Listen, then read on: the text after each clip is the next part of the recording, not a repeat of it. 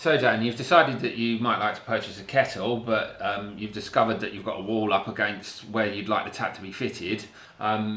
Basically means you need one of our progressive valve options. So could you just talk us through it, please? No problem. So this signature modern here is set up with a progressive valve, which gets over the problem you described of having some obstruction immediately behind the tap.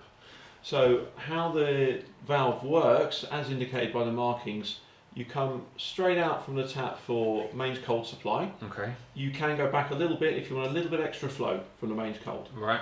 But then bringing the lever forward past 12 o'clock, that's when you're starting to blend in your mains hot water, and the temperature will increase until you get to full hot supply when the lever's pointing straight towards you.